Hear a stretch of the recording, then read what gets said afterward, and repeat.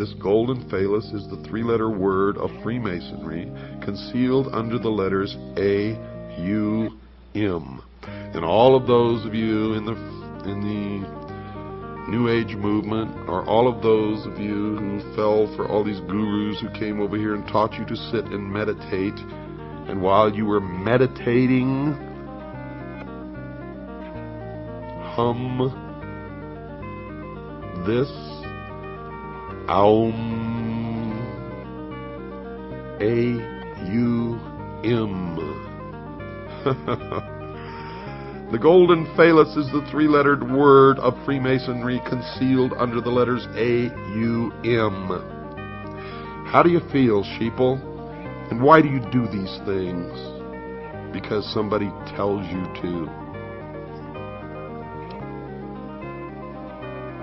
Isis, by thus modeling and reproducing the missing member of Osiris, gives the body of the god the appearance of completeness, but the life power, folks, is not there.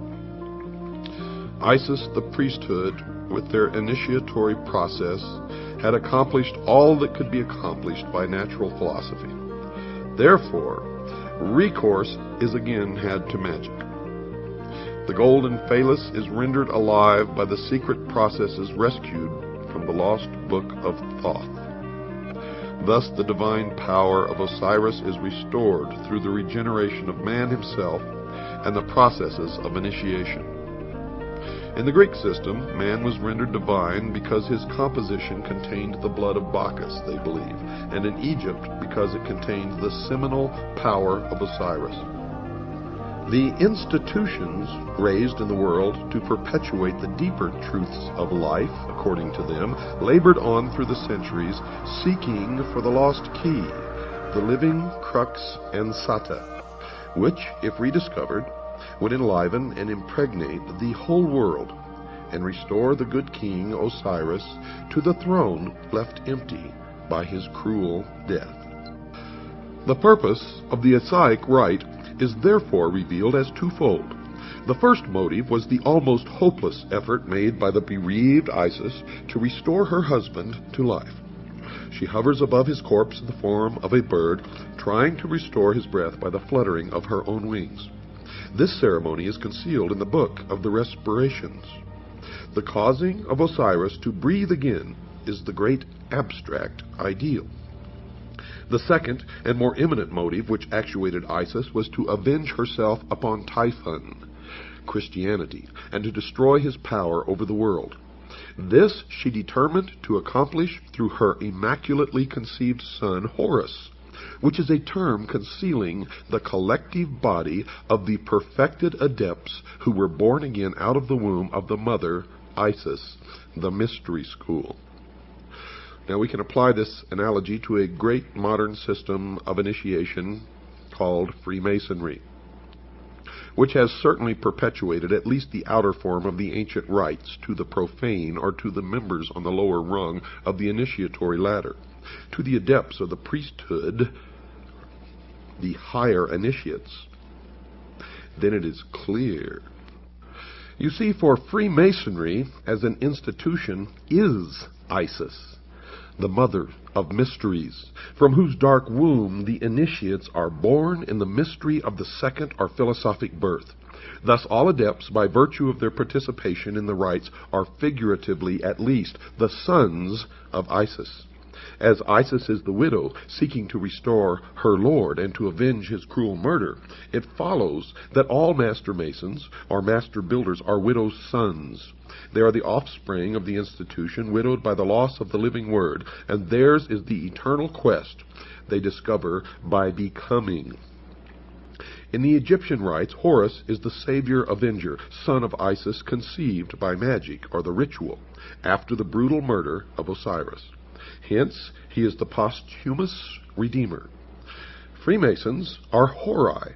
They are the eye of Osiris, whose body, therefore, is made up of eyes.